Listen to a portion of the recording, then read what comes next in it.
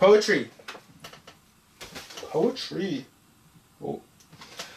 I like poetry. I've actually written a little bit of poetry, more so back when I was in high school and that sort of thing, you know, going through those ups and downs of life, so you're like, might as well write it down. I still got some on my like G drive and on my phone and my notes, and I look over it sometimes, and some of it's pretty good and some of it's like oh, delete that, take that away. But I love poetry. I think poetry is very cool, and I think rapping is poetry. Yeah, it certainly can be. It certainly can be. Yeah, there's no doubt about that. I mean, sometimes that's the thing with any art form, is sometimes it really comes across that way, and other times it's not. Yeah, that mumble rap and that sort of thing, I don't think that's poetry. It's like, that's just, that's not rap, that's a whole nother topic. Yeah, poetry, I used to write quite a bit, nice. I would say in my younger teen years. Yeah. And so most of it was fairly, I'm going to say meaningless, that it was just about silly little things. Like I wasn't trying to say anything, I was just writing something. What you feel, or... You know. And it's just like, just writing something, you know, just a silly little story that I made up, you know, or just a description.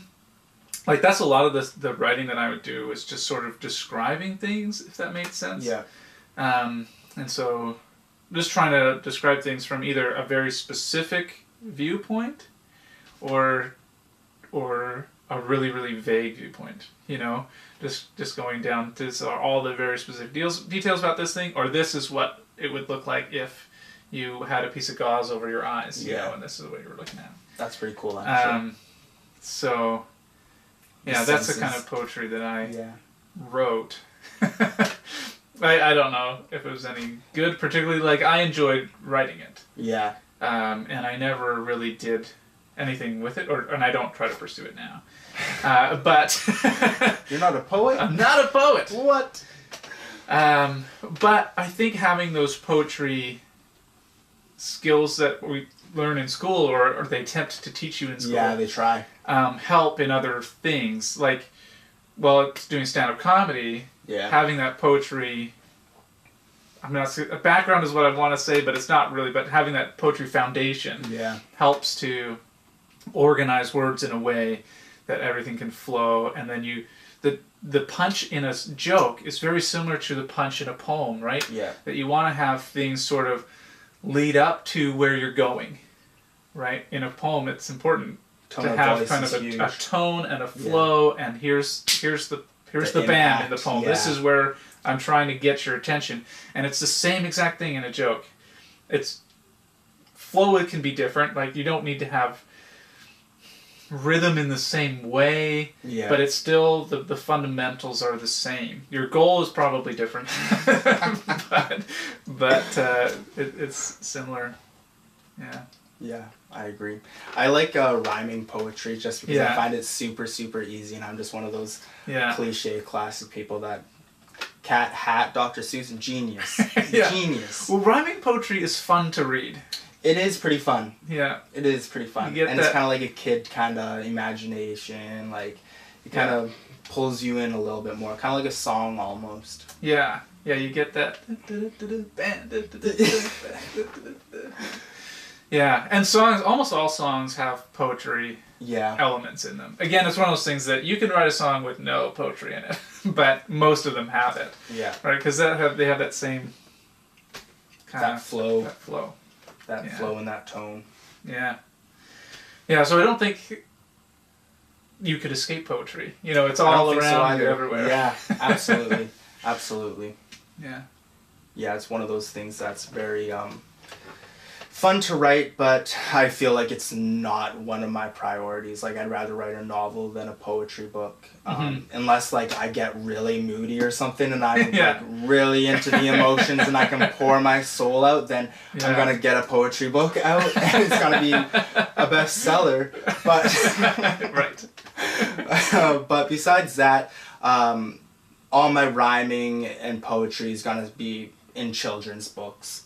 Yeah. For the most part. I just can't really see myself doing a poetry novel or a book or a collection of poems or anything like that. But like with music or rapping or anything like that, for sure the poetry comes in handy.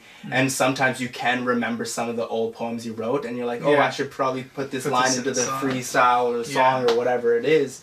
So yeah, I think that's kind of cool. And I think writing poetry is actually pretty fun, but I just haven't done it in so long, so I can't really remember the feelings and the emotions that I got and if I'm good at it or not. I remember teachers would always say, like, your poetry's okay, like, you gotta change this, gotta change that. So it's like, is it good, is it bad? Like, just because she doesn't like it, does that mean it's not the best? And right. Does that mean anything at all? Does that mean anything? Like, she doesn't like anything. Like,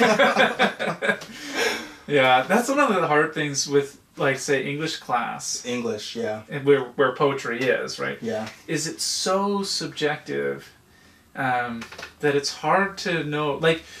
the rules and the non-rules. Right. And so, like, for example, like, my grade 11 English, I did great. My teacher loved the way that I wrote. I had great marks. Yeah, and then in grade 12, it was like a huge struggle for me.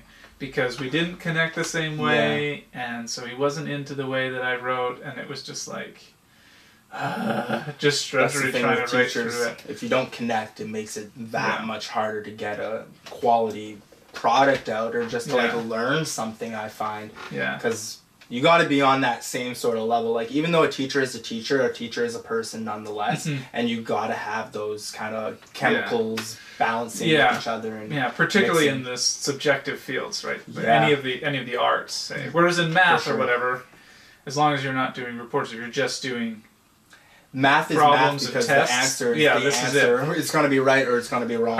That's right. That's right. But poetry or arts is different. Like, I may love it, and then you're just like, oh, change it. That's right. That's just a pile of garbage right there. Did you drop this out of the bus on the way to school?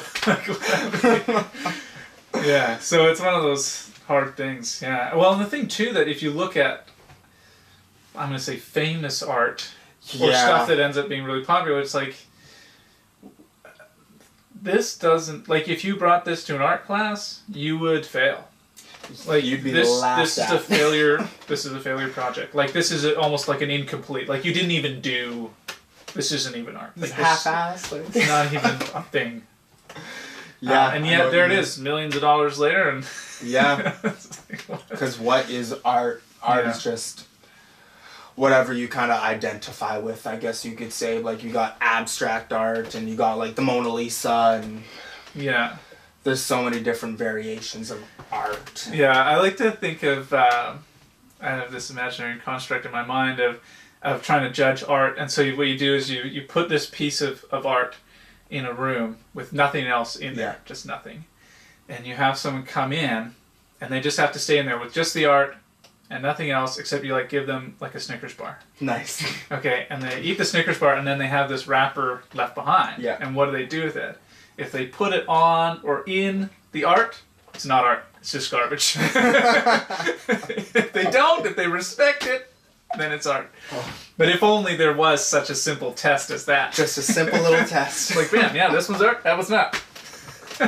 Maybe if I ever do a painting or something like that, I'll try that out.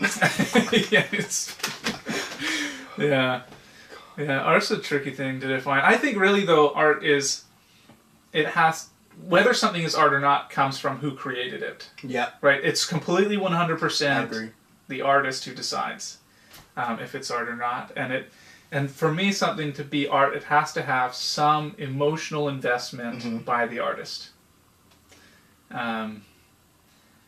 And that's all it takes, right? Yeah. If I believe it's art and I have committed my soul to it, that's it. It's art. Let me ask you a question then, because I've been pondering this for the past couple of days, and I've been kind of thinking about this with some other friends and discussing it. But basically, just like with what's going on in the world, how and do you separate the art from the person? Right. Yeah, so I know exactly what you're talking about. Yeah. The specific instance that you have in mind may be different than mine, but at the same time, how do you separate the, I'm going to say the acts from the art? Exactly. I think for me, sometimes it's easier than other times. I think we do it very easily with music. I think so too. Right. We see artists do all kinds of terrible things. Yeah. And for some reason with music, it's easy to just listen to the music. I think it's harder with media that you think about.